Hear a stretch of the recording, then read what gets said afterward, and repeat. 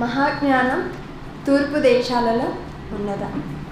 ప్రియమైన దేవుని పిల్లలారా, ఈరోజు శాస్త్రం ఎంతగానో అభివృద్ధి చెందినది అని మనందరం చూస్తున్నాం.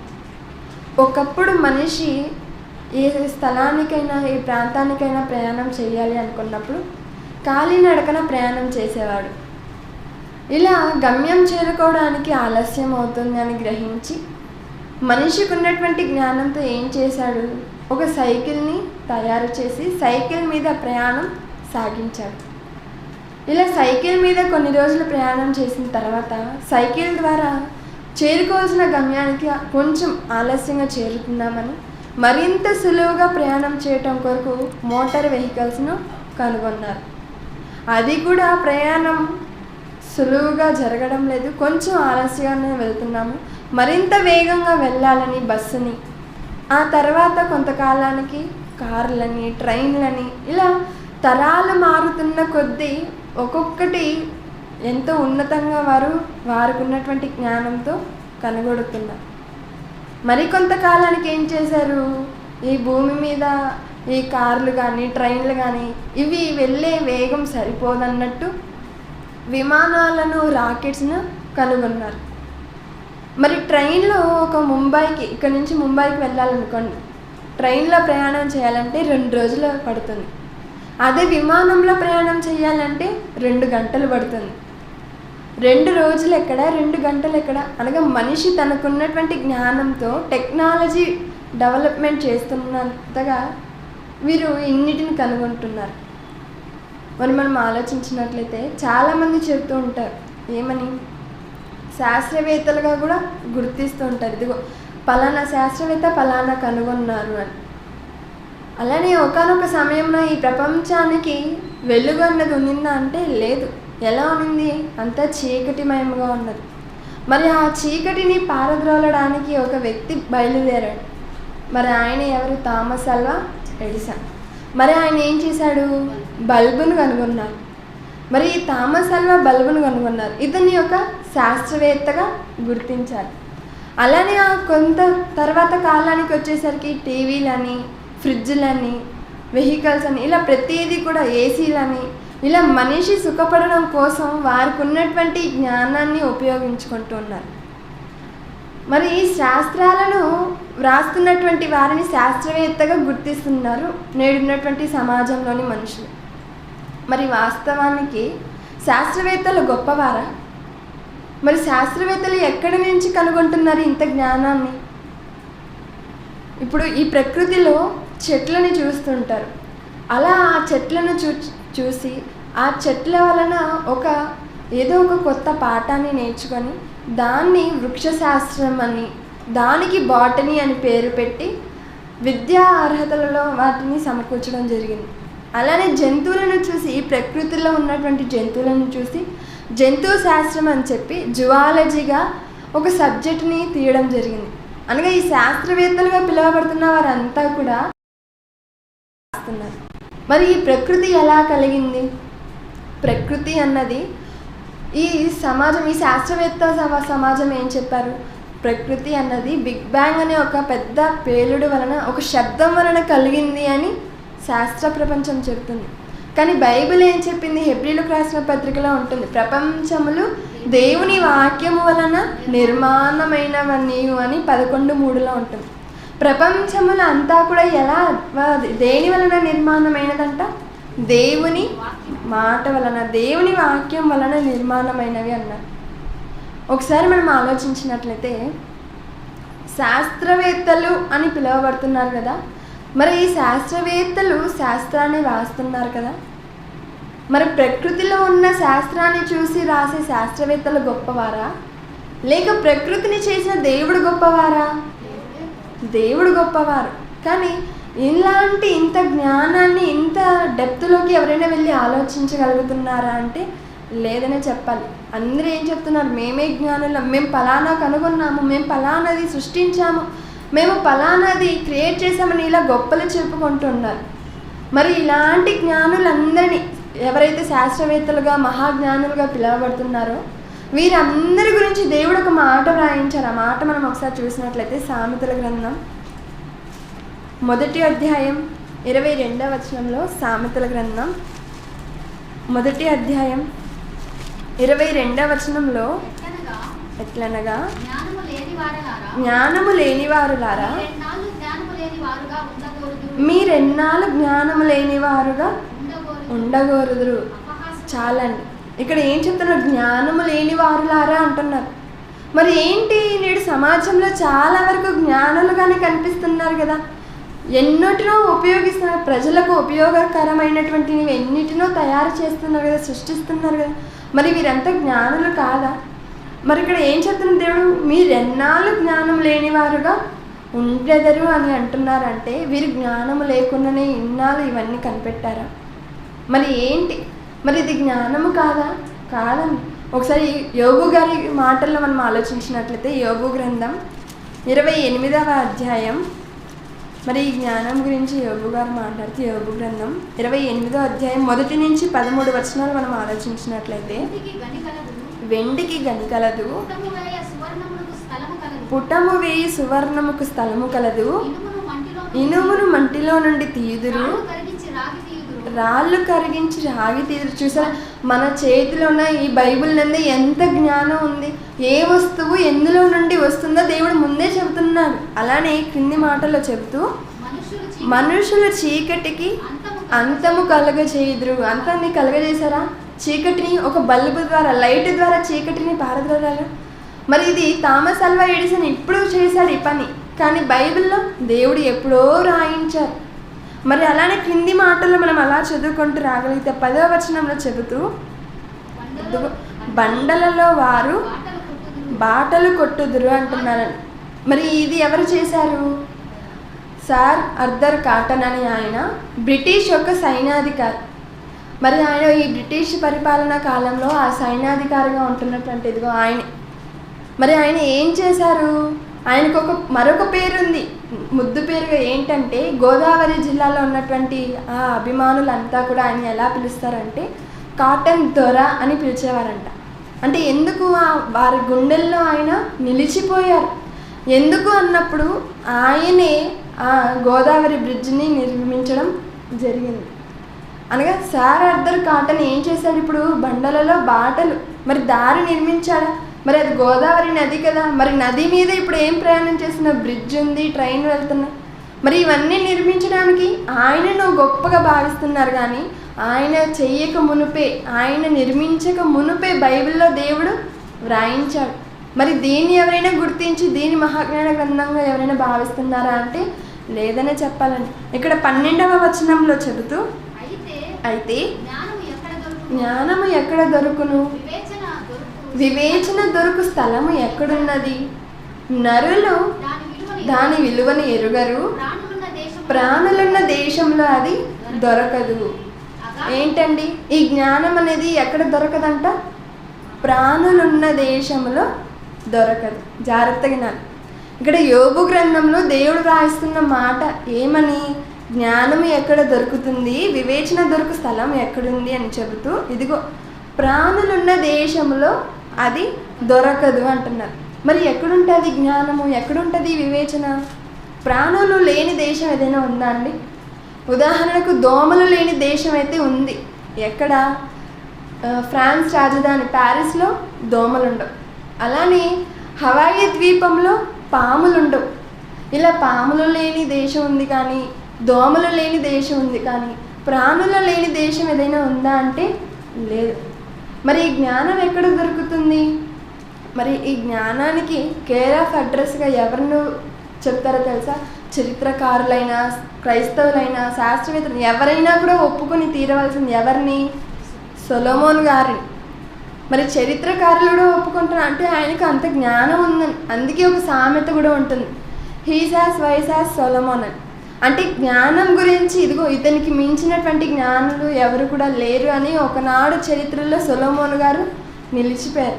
మరి ఆ సొలొమోన్ గారిని అడిగామనుకోండి, ఇక్కడ యోబు గారి గ్రంథంలో జ్ఞానం దొరకదంటున్నారండి, ప్రాణులు ఉన్న దేశంలో ఉండదంటున్నారు, మరి ఎక్కడ ఉంటుంది అని మనం ఆలోచిస్తే ఇదే జ్ఞాని అయినటువంటి సొలొమోన్ గారు రాసిన సామెతల గ్రంథం 8వ అధ్యాయం 1వ వచనం. సామెతల గ్రంథం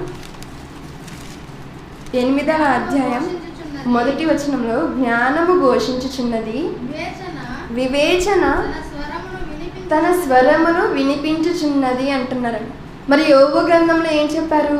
జ్ఞానము ఎక్కడ దొరుకుతుంది, వివేచన దొరుకు స్థలం ఎక్కడ ఉన్నది అంటే సొలొమోన్ గారు చెప్తున్నారు ఏమని? జ్ఞానము ఘోషించుచున్నది, వివేచన తన స్వరము వినిపించుచున్నది. మరి ఎవరి జ్ఞానము అని మనం ఆలోచిస్తే కొరింథీయులకు రాసిన మొదటి పత్రిక మొదటి అధ్యాయం 24వ వచనంలో, కొరింథీయులకు రాసిన మొదటి పత్రిక మొదటి అధ్యాయం 24వ వచనంలో, ఆయన యూదులకు ఆటంకముగాను అన్యజనులకు వెర్రితనముగాను ఉన్నాడు, కానీ యూదులకేమి గ్రీసు దేశస్థులకేమి పిలువబడిన వారికి క్రీస్తు దేవుని శక్తియును దేవుని జ్ఞానమునై ఉన్నాడు. జ్ఞానము ఘోషించుచున్నది అన్నారు. ఫస్ట్ జ్ఞానం ఎక్కడ దొరుకుతుంది అన్నారు. ఎక్కడ దొరుకుతుందయ్యా అని మనము సొలొమోన్ గారిని అడిగితే దొరకడం కాదు, జ్ఞానము ఘోషిస్తుంది అంటున్నారు. మరి ఎవరి జ్ఞానం అని ఇదే బైబిల్ అని మనం పరిశీలిస్తే మనకేం అర్థమైంది? జ్ఞానం అనగానే యేసుక్రీస్తుల వారు అని అర్థమైంది. మరి చరిత్రలో సోక్రటీస్ అనే వ్యక్తి ఉన్నారండి. మరి సోక్రటీస్ అనే వ్యక్తికి ఒక పేరు పెట్టారు, ఏమని అంటే నడిచే విశ్వవిద్యాలయం అని. నడిచే విశ్వవిద్యాలయం అని ఆయనకు పేరు. ఎందుకు? ఆయన అంత జ్ఞానాన్ని కలిగి ఉన్నారని వారి అభిప్రాయం కనుక ఆయనకు నడిచే విశ్వవిద్యాలయం అని పేరు పెట్టారు. మరి ఇక్కడ యేసుక్రీస్తుల వారి గురించి బైబిల్లో ఏమని వ్రాయించారు? ఇదిగో దేవుని శక్తి అంట, దేవుని జ్ఞానమై ఉన్నారంట. అనగా దేవుని జ్ఞానము ఏమైందంటే ఇదిగో ఈ భూమి మీద శరీరాన్ని ధరించుకొని వచ్చింది. మనందరికీ తెలిసిన మాట ఏంటి? యోహాను సువార్త 1వ అధ్యాయం 1వ వచనం, ఆదియందు వాక్యం ఉండెను, వాక్యము దేవుని యొద్ద ఉండెను, వాక్యము దేవుడై ఉండెను. అది అలా ఉన్నప్పుడు ఆ వాక్యం ఏమైందంటే 14వ వచనంలో చెబుతూ, ఆ వాక్యమే శరీరధారి కృపా సత్య సంపూర్ణుడిగా మన మధ్య నివసించను. ఆ వాక్యము శరీరధారి మన మధ్య నివసించిందంట. మరి ఎవరో కాదు, వారే యేసుక్రీస్తుల వారు అని మనకు అర్థమవుతుందంట. యోహాను సువార్తలో మరి మాట ఉంటుంది కదా. ఇప్పుడు మనం కొన్ని విషయాలు మనం ఆలోచించినట్లయితే, మొదటిగా మన పాఠం పేరేంటి? మహాజ్ఞానం తూర్పు దేశాలలో ఉన్నదా? మరి ఈ మహాజ్ఞానం తూర్పు దేశాలలో ఉన్నదా లేదా నేడు మనం నేర్చుకొని వెళ్ళాలి. మరి మనం ఉంటున్నటువంటి ఈ ప్రపంచం 4 దిక్కులుగా విభజించడం జరిగింది. దేన్ని బట్టి అంటే మధ్యధర సముద్రం ఆధారం చేసుకొని 4 దిక్కులుగా చేశారు. అదేంటి? East, west, north, south. దీనిని తెలుగులో ఏమన్నారు? ఉత్తరం, పడమర, దక్షిణం, తూర్పు. మరి ఈ 4 దిక్కులను చేశారు కదా. మనము నేటి పాఠం ఏంటి? తూర్పు దేశాలలో మహాజ్ఞానం ఉన్నదా? మరి ఈ తూర్పు దేశం ఈ తూర్పు దిక్కున ఉంది కదా. 4 దిక్కులు అయితే ఈ 4 దిక్కులలో తూర్పు మనందరికీ ఎటు సైడ్ ఉంది? మనందరికీ ఎడమ పక్కన ఉంటుంది. మరి ఇప్పుడు ఈ తూర్పు అనగా ఇప్పుడు ఆ మ్యాప్లో తూర్పు దిక్కున ఏముంది? ఆసియా ఉంది. ఆసియా తూర్పు దిక్కున ఉంది అని మనం ఆలోచిస్తే, ఇప్పుడు ఆ ఆసియాలో ఏ దేశాలు ఉన్నాయో మనం ఆలోచించాలండి. ఆసియాలోని దేశాలు ఏవేవి? మనం ఉంటున్న ఈ భారతదేశము, చైనా, పాకిస్తాను, ఆఫ్ఘనిస్తాను, ఇలా ప్రతీది కూడా మొత్తం కలిపి ఎన్ని అంటే 18, 19 ఉంటాయి. ఈ 19, 18 దేశాలన్నీ కలిపి ఎక్కడుంది? ఆసియాలో ఉంది. ఈ ఆసియా ఏ దిక్కున ఉంది? తూర్పున ఉంది. ఇవన్నీ మనము జాగ్రత్తగా గుర్తుపెట్టుకోవాలి. 4 దిక్కులు అయితే తూర్పు దిక్కున ఏసియా ఉంది. ఆ ఆసియాలో 19 దేశాలు ఉన్నాయి. 19 దేశాలలో ఒకటి భారతదేశం. అనగా ఇప్పుడు మనందరం ఏ దిక్కు ఉన్నటువంటి దేశంలో ఉన్నాం? తూర్పు దిక్కున ఉన్న భారతదేశంలో ఉన్నాం. ఒకసారి భారతదేశాన్ని మనం ఆలోచించాం అనుకోండి. మరి భారతదేశం ఇదిగో ఇండియా మ్యాప్. ఈ ఇండియా మ్యాప్లో ఆంధ్రప్రదేశ్, మనం ఉంటున్నటువంటి ఆంధ్రప్రదేశ్ ఏ దిక్కున ఉంది? ఏ సైడ్ ఉంది? మరలా తూర్పు దిక్కుననే ఉంది. చూసారు ఎన్ని తూర్పులు? అన్నీ కూడా తూర్పుల్లోనే కనిపిస్తున్నాయి. మరి ఈ తూర్పు దిక్కున ఉన్న ఈ ఆంధ్రప్రదేశ్లో ఉన్నటువంటి జిల్లాలను చూసామనుకోండి, దాంట్లో మనకేమర్థమవుతుంది, దాంట్లో కూడా మనకు అన్నీ కూడా తూర్పులోనే ఉంది. మరి ముఖ్యంగా మనం ఆలోచించామనుకోండి, విశాఖపట్నం. మరి దీన్ని గుర్తుపెట్టుకోండి, మనం ముందు పాఠాల్లో మనం నేర్చుకుంటాం. మరి విశాఖపట్నం కానీ, విజయనగరం కానీ, శ్రీకాకుళం కానీ ఇవన్నీ కూడా ఏ దిక్కున ఉంది? తూర్పు దిక్కున ఉంది. విచిత్రం ఏంటంటే మనం ఇంకో విషయం అర్థం చేసుకోవాలి ఏంటంటే, మరి మహాజ్ఞానం ఉంది అన్నారు కదా, అసలు ఇంతకీ ఈ మహాజ్ఞానం అనగా యేసుక్రీస్తుల వారు ఏ దేశంలో పుట్టారు? మరి ఇన్ని తూర్పు దిక్కులు ఇన్ని ఉన్నాయి చదువుకున్నాం కదా, యేసుక్రీస్తుల వారు ఏ దిక్కున ఏ దేశంలో పుట్టారని చూసినట్లయితే మత్తయి సువార్త 2వ అధ్యాయము, మత్తయి సువార్త 2వ అధ్యాయము మొదటి 2 వచనాలలో, రాజైన హేరోదు దినముల యందు యూదయ దేశపు బెత్లెహేములో యేసు పుట్టిన పిమ్మట ఇదిగో తూర్పు దేశపు జ్ఞానులు యెరూషలేమునకు వచ్చి, యూదుల రాజుగా పుట్టినవాడు ఎక్కడున్నాడు? తూర్పు దిక్కున మేము ఆయన నక్షత్రమును చూచుతాము. ఇక్కడ మనకు 2 విషయాలు అర్థం అవ్వాలని. ఏంటి? మొదటిగా ఏంటి? తూర్పు దేశపు జ్ఞానులు అన్నారు. మరి ఈ తూర్పు దేశపు అనగా తూర్పు దేశంలో జ్ఞానులు ఉన్నారు. మరి తూర్పు దేశంలో ఉన్న జ్ఞానులు ఎక్కడికి బయలుదేరారంట? తూర్పు దిక్కున ఉన్న నక్షత్రాన్ని అనగా తూర్పు దిక్కున యెరూషలేము ఉంది. ఆ యెరూషలేములో యూదయ ప్రాంతంలో బెత్లెహేములో యేసుక్రీస్తుల వారు జన్మించారు. మరి ఇది మనకు కన్ఫ్యూజ్ అవుతుంది. ఏంటండి తూర్పు దేశం అంటున్నారు, తూర్పు దిక్కు అంటున్నారు, మరి తూర్పు దిక్కున నక్షత్రం అంటున్నారు. మరి ఇది క్లారిటీ అవ్వడం కోసమే ఇంతకుముందు మనం ఇన్ని మ్యాప్స్ చూసాం. అనగా మనం ఉంటున్నదే తూర్పు దిక్కున. ఏషియాలో కొన్ని దేశాలు ఉంటే ఆ కొన్నిటిలో మనం ఉన్నది భారతదేశం తూర్పు దిక్కున, ఆ భారతదేశంలో ఆంధ్రప్రదేశ్ తూర్పు దిక్కున, ఆ ఆంధ్రప్రదేశ్లో మనం ఉంటున్నది కూడా తూర్పు దిక్కున. అంటే ఇక్కడ కూడా యేసుక్రీస్తుల వారు జన్మించింది తూర్పు దేశంలోనే. ఆయన చూడడానికి వెళ్ళింది తూర్పు దేశపు జ్ఞానులు. అనగా మనకు అర్థం అవ్వాల్సిన విషయం ఏంటంటే, ఒక సామెత ఉంటుంది కదా, ఏమని? ఏ గూటి పక్షులు ఆ గూటికి చేరుతుంది. అలానే తూర్పు దేశంలో ఉన్నటువంటి జ్ఞానులు తూర్పు దేశంలో పుట్టిన యేసుక్రీస్తుల వారిని చూడడానికి తూర్పు దిక్కున ప్రయాణమై వెళ్ళారు. అలా వారు వెళ్ళినటువంటి వారు ఏం చేశారు? ఆయన కనుగొని ఆయన అప్పటికీ మాట్లాడగలుగుతున్నాడా? ఆయన ఏమైనా ప్రసంగం చేస్తున్నాడా? లేదు. మరి ఎలా ఉన్నాడు? శిశువు, పుట్టిన పసిబాలుడు. మరి ఆయన దగ్గరికి వెళ్ళి సాష్టాంగ నమస్కారం చేసి, ఏంటి నోరు తెరవక మునుపే, ఆయన దేవుని మాటలు పలుకక మునుపే ఆయనకు సాష్టాంగ నమస్కారం చేసి ఆయనను ప్రేమించి ఏమేమి తీసుకొని వెళ్ళిచ్చారు? బంగారమును, బోలమును, సామ్రాన్ని, ఇలా కానుకలను తీసుకొని వెళ్ళి వారికి ఇచ్చినట్లుగా ఉంది. అనగా ఆయన నోరు తెరవక మునుపే వారు అంతగా చేశారంటే అదే యేసుక్రీస్తుల వారు నోరు తెరిచి, అందుకే ఆయన చెప్పారు, ఇదిగో మనుష్య కుమారుడు ఇదిగో నోరు తెరిచి ఉపమాన రీతిగా మీ మధ్య దేవుని మాటలను, ఎప్పుడు ప్రపంచంలో పుట్టక మునుపు మరుగై ఉన్న సంగతులను నేను నోరు తెరిచి ఉపమాన రీతిగా ఇప్పుడు మీ ఎదుట బయలుపరుస్తున్నానని చెప్పారండి. అంటే యేసుక్రీస్తుల వారి నుండి వచ్చినదేనా ఈ జ్ఞానం? అసలు ఒక విషయం ఆలోచించినట్లయితే ఇన్ని దిక్కులు ఉన్నాయి కదా, దిక్కులు ఎన్ని? 4. మరి ఈ 4 దిక్కులు ఉన్నప్పటికీ ఎందుకు దేవుడు తూర్పు దిక్కునే ఎంచుకున్నాడు? ఎందుకు దేవుడు తూర్పు దేశంలో ఎంచుకున్నాడు?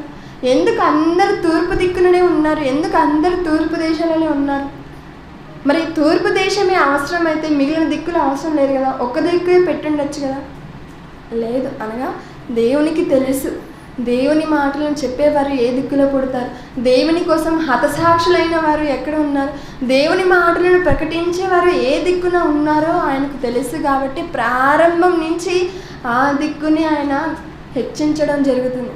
ఏంటి ప్రారంభం నుంచి ఉందా అంటే ప్రారంభం నుంచి అని ఒకసారి ఆదికాండం, మరి ఆది మానవుడైనటువంటి ఆదాము గారికి మనం ఆలోచించినట్లయితే ఆదికాండం 2వ అధ్యాయం 8వ వచనంలో, ఆదికాండం 2వ అధ్యాయం 8వ వచనంలో, దేవుడైన యెహోవా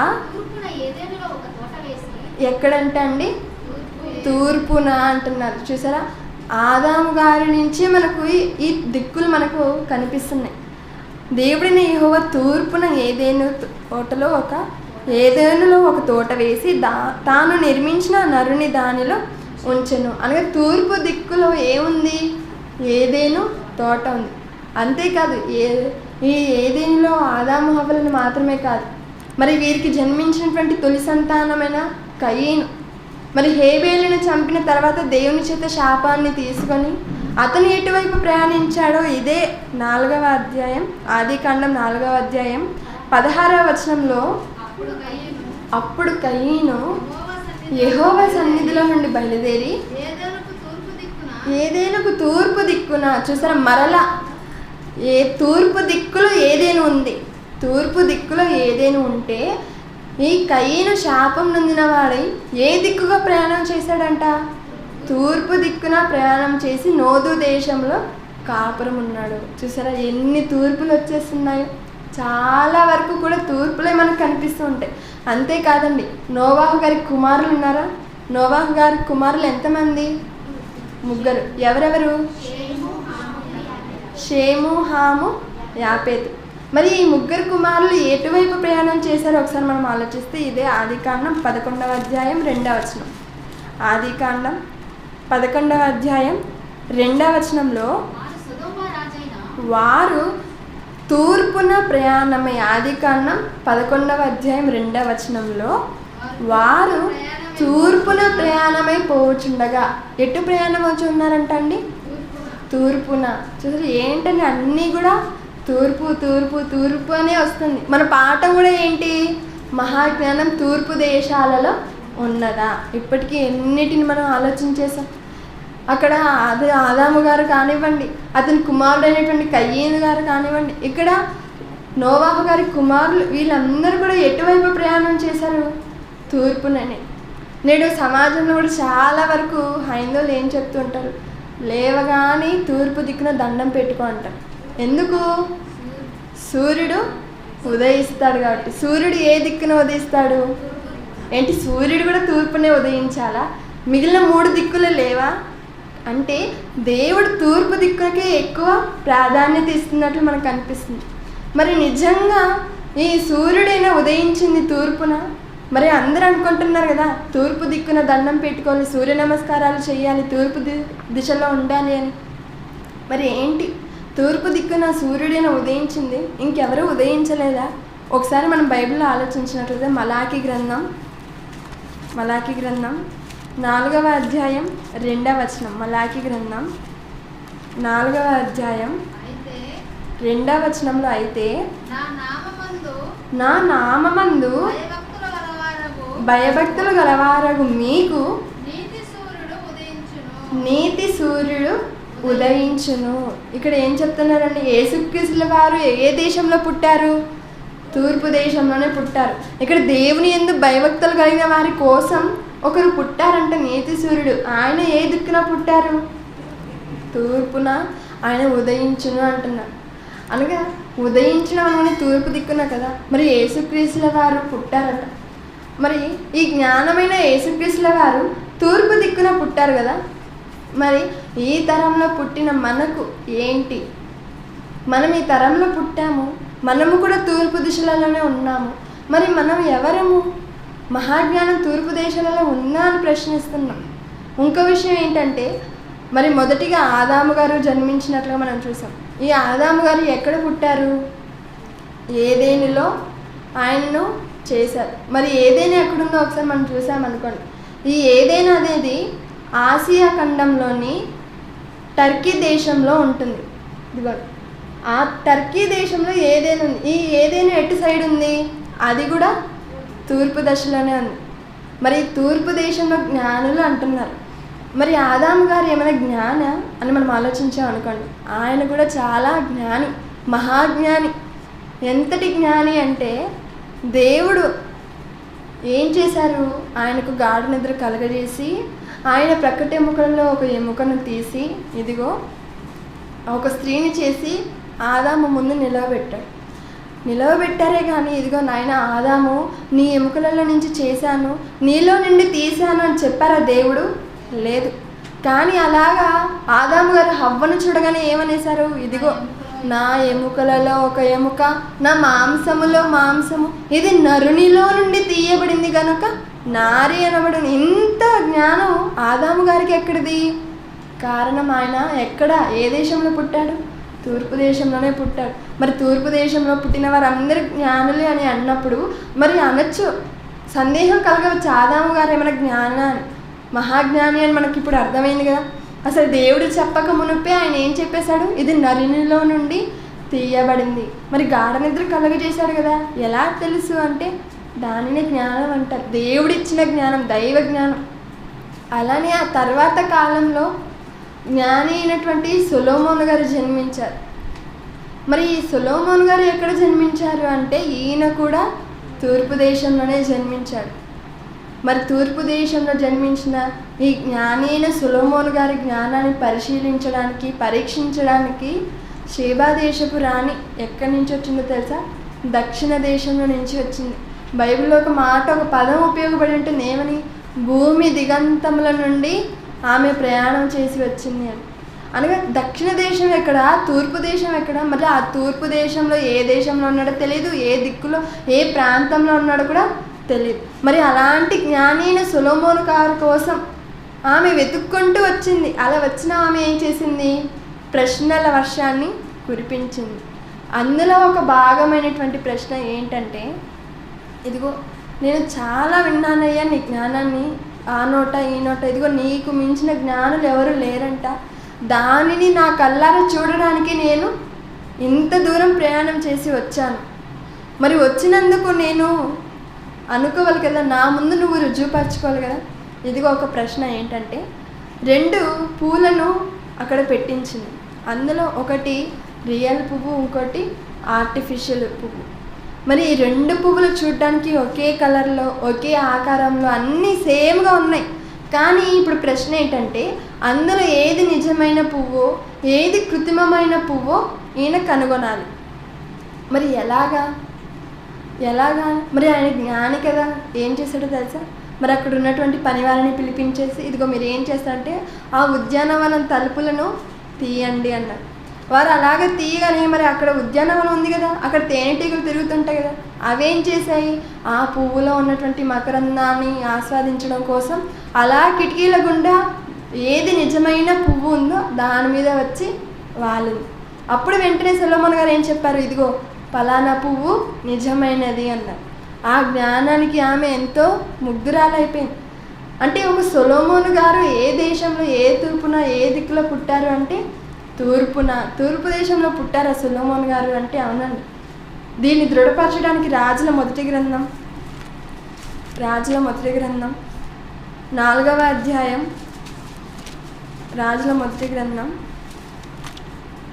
మొదటి రాజుల గ్రంథం 4వ అధ్యాయం 29-30 వచనాలలో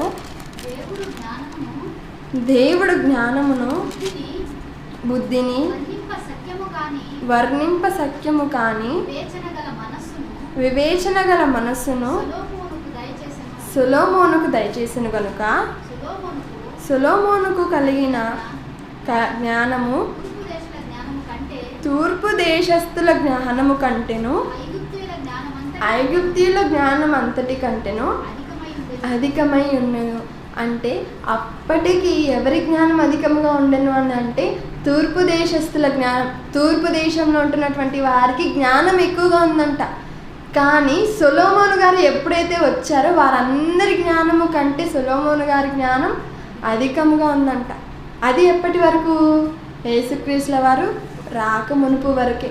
యేసుక్రీస్తులు వచ్చిన తర్వాత ఈ యేసుక్రీస్తుల వారికి మించినటువంటి జ్ఞానవంతులు ఎవరు కూడా లేరు. మరి యేసుక్రీస్తుల వారు ఇప్పుడు ఉన్నారా అంటే లేదు. మరి యోబు గ్రంథంలో ఉన్న మాట ఏంటి?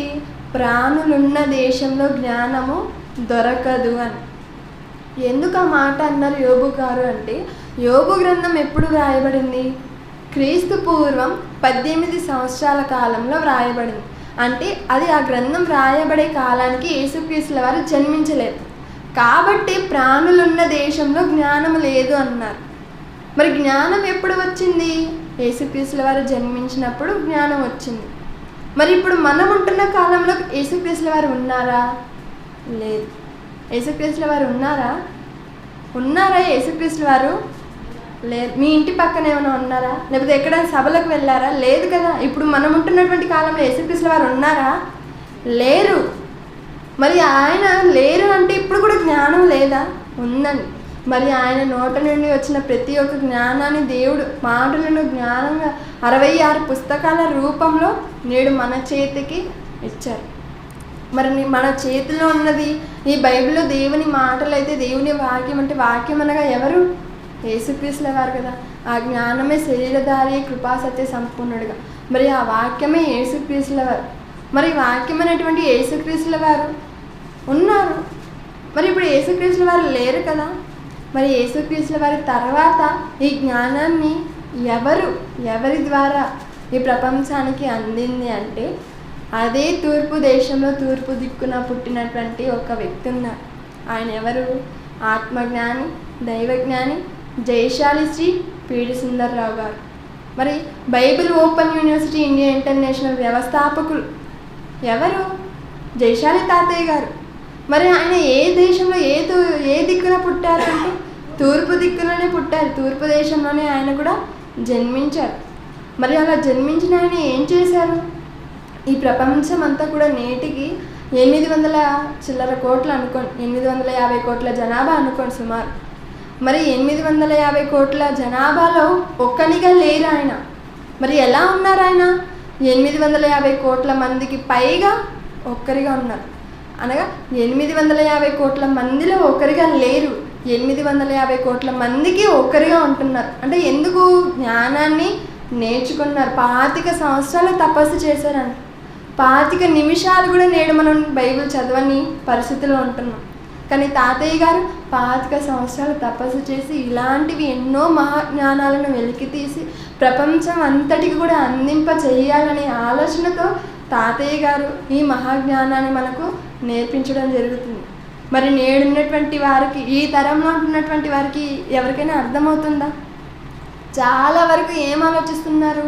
మరి పాశ్చాత్య దేశాలకు వెళ్ళిపోవాలి, పాశ్చాత్య దేశాలలో మా పిల్లలను ఉన్నత చదువులు చదివించాలి అని ఆక్స్ఫర్డ్ యూనివర్సిటీలోనో, కేంబ్రిడ్జ్ యూనివర్సిటీలోనో, ఆస్ట్రేలియాలోనో, అమెరికాలోనో ఇలా ఎక్కడైతే గొప్ప విశ్వవిద్యాలయాలు ఉన్నాయో అక్కడికి పంపించాలి అని ఆరాటపడుతున్నారే తప్ప, మన చేతిలో ఉన్న బైబిల్ నుండి మహాజ్ఞానం ఉందని, దీన్ని చదువుకుంటే జ్ఞానులం అవుతాము అని ఏ ఒక్కరు కూడా ఆలోచించడం లేదండి.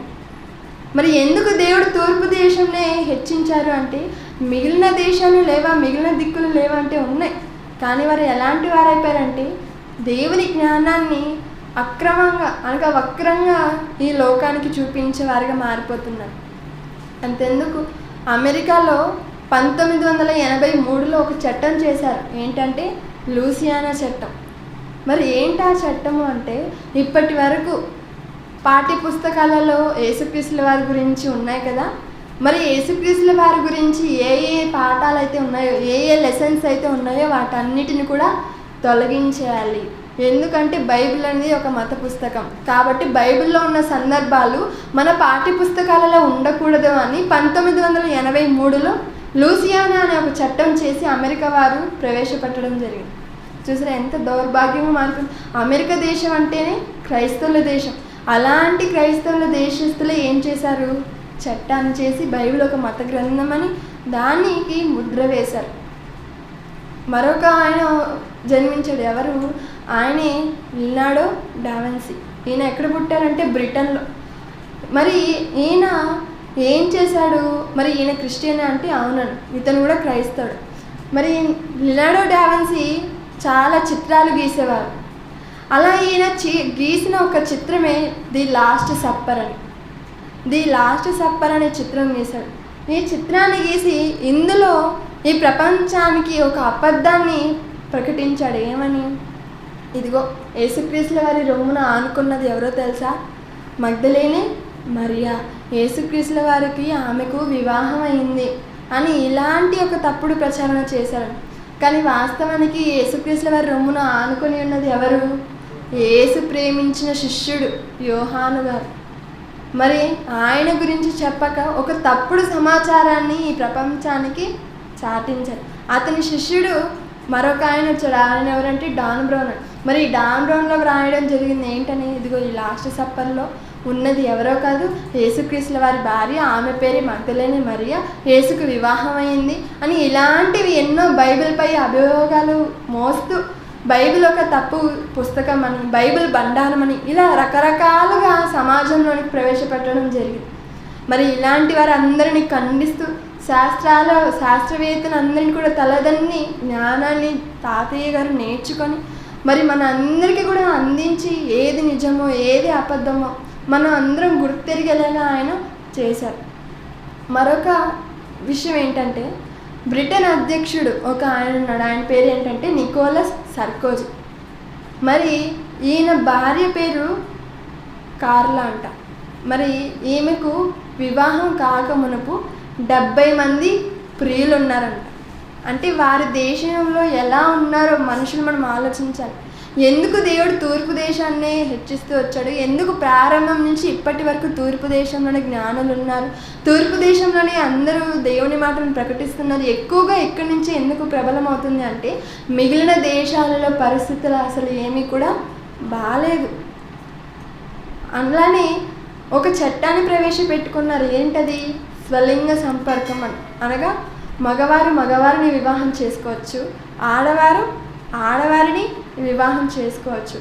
ఇలా రకరకాలుగా మనుషులు చెడిపోవడానికి క్లబ్బులని, పబ్బులని, ఇలా డేటింగ్ అని రకరకాలుగా వాళ్ళు చట్టాలను ప్రవేశపెట్టుకుంటూ దేవుని మాటలను అస్సలు లెక్క చేయకుండా మీరిపోతున్నారు. మరి ఆ పాశ్చాత్య దేశాలలో పరిస్థితి ఎలా ఉందో తెలుసా? ఆరాధనకు వచ్చి ఆరాధన చేసుకొని దేవుని ఆరాధించుకునే అవకాశం వారికి లేదు. మరి ఏమైపోయింది? అంతా కూడా ఆన్లైన్ వర్షిప్. ఇంట్లో ఉండి కంప్యూటర్ ముందర కూర్చొని, అనగా ఎవరికైతే కొంచెమైనా భక్తి ఉంటుంది కదా, మరి ఆ భక్తి గల వారు ఎక్కడికి వెళ్ళాలి? మరి ఆ దేశాలలో ఏమో మందిరాలు లేవు, వాక్యం చెప్పేవారు లేరు, గృహ కుడికలు లేవు, స్త్రీల కుడికలు లేవు, ఇవేవి కూడా లేదు. మరి ఇప్పుడు వారు దేవుని మాటలు వినాలి, దేవుని ఆరాధించుకోవాలి అనుకుంటే వారికి ఉన్న ఒకే ఒక మార్గం ఆన్లైన్. మరి అందులోనే వారు ఆరాధించుకోవాలి. మరి మనము ఎంత చక్కగా సౌకర్యాలు కలిగి ఉంటున్నాం. మనకంటూ ఒక మందిరం ఉంది, వాక్యం చెప్పేవారు వస్తున్నారు, మనకి ఇంతటి సదుపాయాలు ఉన్నాయి. అలానే నెల నెల మనకు సెమినార్స్, అలానే వైజాగ్లో సెమినార్స్, ఇలా ప్రతి చోట ఏదో ఒక కార్యక్రమము జరుగుతూనే ఉంది. మరి మనందరం ఎటు సైడ్ ఉన్నాము? తూర్పున ఉన్నాం. అలానే తూర్పు దేశాలలో ఉన్నవారే జ్ఞానులు అనుకుంటే పొరపాటండి. మరి మిగిలిన దేశాలలో కూడా ఉన్నారు. మరి ఎవరున్నారు? కొంతమంది ఎవరో దేవుని మాటలను నేర్చుకొని దేవుని ఆరాధించాలి అని ఉద్దేశం కలిగి ఎవరైతే జ్ఞానాన్ని నేర్చుకుంటున్నారో, ఎవరైతే సత్య సంబంధమైన వాక్యాన్ని నేర్చుకుంటున్నారో వారు కూడా జ్ఞానులుగానే పిలువబడతారు. కాబట్టి మనం ఉంటున్నటువంటి ఈ ప్రాంతం, మనం జయశాలి తాతయ్య గారు ఉన్నటువంటి ఈ తరంలోనే మనందరం కూడా జన్మించడం, ఈ తూర్పు దేశాలలోనే మనం కూడా పుట్టడం, ఆయన ద్వారా దేవుని మాటలను నేర్చుకోవడం, మరి ఇవన్నీ కూడా దీని అంతటిని బట్టి మనం ఆలోచిస్తే మహాజ్ఞానం ఎక్కడో కాదు, ఎక్కడ ఉంది అంటే తూర్పు దేశంలోనే ఉంది.